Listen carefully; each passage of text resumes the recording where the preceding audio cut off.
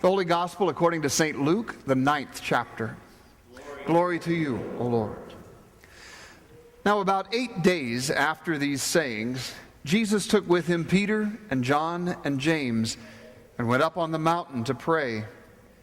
And while he was praying, the appearance of his face changed, and his clothes became dazzling white. Suddenly they saw two men, Moses and Elijah, talking to him. They appeared in glory and were speaking of his departure, which he was about to accomplish at Jerusalem. Now Peter and his companions were weighed down with sleep, but since they had stayed awake, they saw his glory and the two men who stood with him. Just as they were leaving him, Peter said to Jesus, "Master, it is good for us to be here. Let us make 3 dwellings, one for you, one for Moses, and one for Elijah," not knowing what he said. While he was saying this, a cloud came and overshadowed them, and they were terrified as they entered the cloud. Then from the cloud came a voice that said, "This is my Son, my chosen. Listen to him." When the voice had spoken, Jesus was found alone, and they kept silent, and in those days told no one of any of the things they had seen. On the next day, when they had come down from the mountain, a great crowd met him.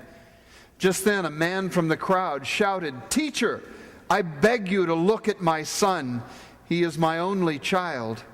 Suddenly a spirit seizes him, and all at once he shrieks. It convulses him until he foams at the mouth. It mauls him and will scarcely leave him. I begged your disciples to cast it out, but they could not. Jesus answered, "You faithless and perverse generation, how much longer must I be with you and bear with you?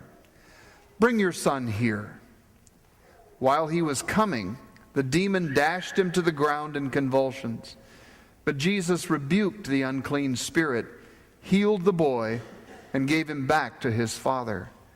And all were astounded at the greatness of God. The Gospel of the Lord. You may be seated. What an amazing story, full of all kind of things that were unexpected, both back then and kind of unexpected now. The disciples have been traveling with Jesus for quite some time now. They've gotten very familiar with him as day by day they eat with him, sleep with him, walk down those rough dirt roads with him, talk to him all day long. He's their friend, their companion, their teacher. And now their friend and companion pulls aside 3 of his followers and reveals to them he is who they hoped he was. And as he's doing this, Moses, the great lawgiver of the Old Testament, appears. And so does Elijah, the famous prophet who is expected to return as a sign that the Messiah was here. Moses and Elijah, along with Jesus. This was a moment of ecstasy for those disciples as Jesus then begins to shine like the sun, and a voice comes from the cloud saying, "This is my Son, the beloved. Listen to him." You couldn't have a stronger endorsement. Who Jesus is and what Jesus is showing them about life. This is my Son. Listen to him. It's a very important event. Matthew, Mark, and Luke, all 3 include their versions of the story in it. So they must have thought it was something that we needed to know for our own faith. So why is this story important to them and important for us to hear? Well, I think one of the big things is that God doesn't get flashy very often, you know? One of the things about God's character is that God likes to work through the ordinary, through the mundane, the everyday, bread and wine, water, people. That's how God likes to operate. But in this case, he gets a little flashy. Peter, James, and John get to glimpse the glory of God come to earth in Jesus. And you hear this story, And I think every person of faith has to think, boy, wouldn't that be cool? That would be so great to be able to be part of that, to have Jesus not only right there in front of you, but you get to see his godliness, his divine nature shining in front of you. Man, what that would do for my faith. It'd be so easy to believe then, right? At least that's what we think. And it's true. I think it is a little harder for us to believe today. We get to see Jesus too, but we see Jesus when we meet him in Scripture. We see Jesus when he comes to us in bread and wine, water and word. It is harder for us today. And worse yet, the majority of the world only sees Jesus and his nature and his purpose through the attitudes and the behaviors of us Christians. It got me to thinking, could there be a connection between that fact and the decline in church attendance in this country over the last 20 years? Did you know that church attendance has declined over the last 20 years altogether? Over the last 20 years, during this supposed time of great revival, of renewal in the church, when every strip center has a new congregation getting started and mega churches line Luke 16:04, real church attendance in the U.S. has dropped every year for the last 20 years, while the population has grown by over 15%. What is it the world is seeing in us, or not seeing in us, that not only is not drawing people in, but it's causing our own people to fall away? I don't have immediate answers for you, but I think it's a good question for us to be asking ourselves as Christians. It does seem that people are somehow failing to see Jesus in us. I think the story is also important because we get to learn a bit from the disciples' behavior here, their reaction in this moment. You know, put yourself again in that moment. Here they are. They've been invited away from the rest, up onto this mountaintop. Moses and Elijah, the two biggest possible figures from the Old Testament, appear. Jesus begins to shine like the sun, right? And the disciples are like you and I would be. They're just, wow, this is incredible. This is awesome. And they say, Jesus, I tell you what, let us build a chapel. One for you and one for Moses and one for Elijah. You know, denominations getting started already. We'll build a chapel for each of you and we'll just settle into this moment forever and it'll be so great. Right?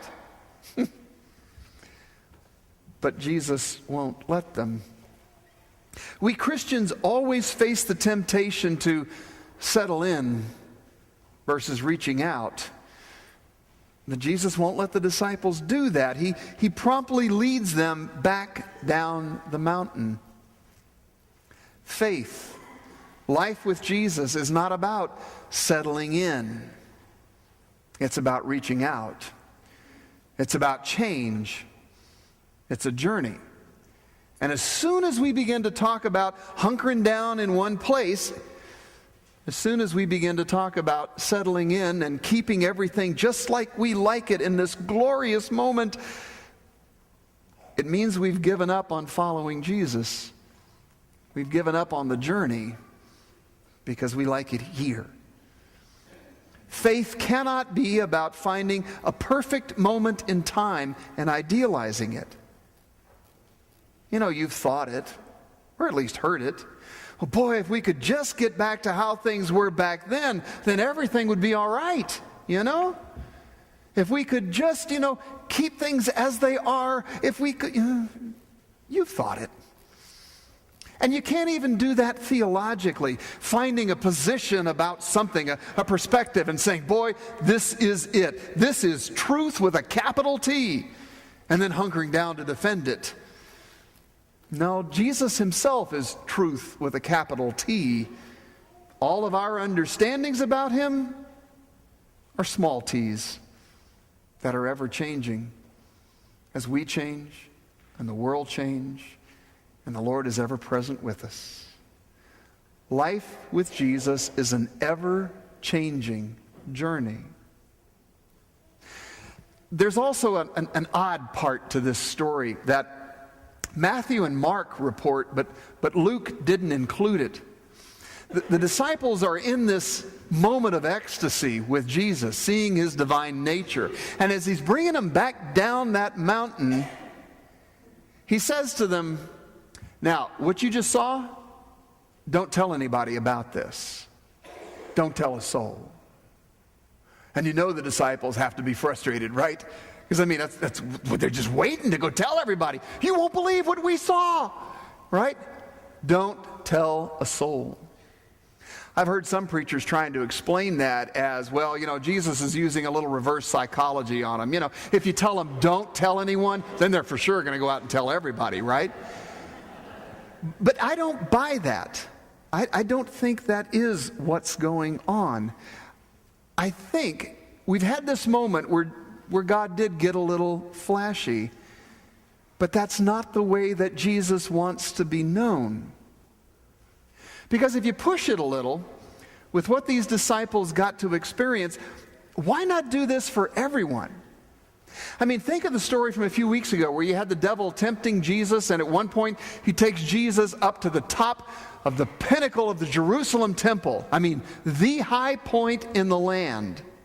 The whole city of Jerusalem is laid out in front of them. If Jesus would have done this right there in that moment, suddenly began to shine and had Moses and Elijah appear with him, I guarantee you the entire city would have fallen on its knees and believed in that moment. Boom, that would have been it. Thousands converted. But no, it's not what he does. And even here in this story today, he only takes 3 of his disciples. There must be something to the idea that Jesus doesn't want people to believe because they've seen miraculous sights and awesome displays. I think he wants people to believe he is the way, he is truth, he is life, because they see who he is in the things he does day by day. He wants to love people into the reign of God, not shock and awe them into it. He comes in humility and love to show us that God's way of being in this world is not our way, the way our instincts lead us. And for those of us who are called by his name, we need to be continually looking at that. What is this way of Jesus, the reign of God, and how might our own lives reflect it? For you see, I think it's Jesus' desire that the word transfiguration apply to us too.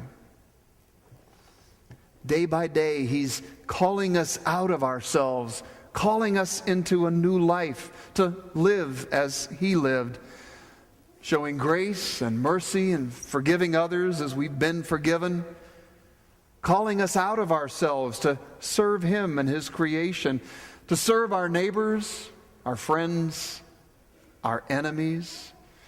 And boy, there's a mind-blowing concept for you.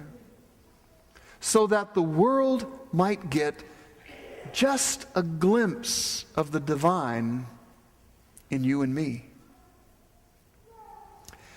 Today, this day, Jesus has pulled us aside for a while in worship. Here he has revealed himself to us, just a glimpse, in the word proclaimed, and the sacraments of love that he shares. And then he'll lead us out from this place back out into the journey of life with God, forgiven, restored, and set free. May the world catch a glimpse of the love of God in you this day. and the next and the next. And to God be the glory. Amen.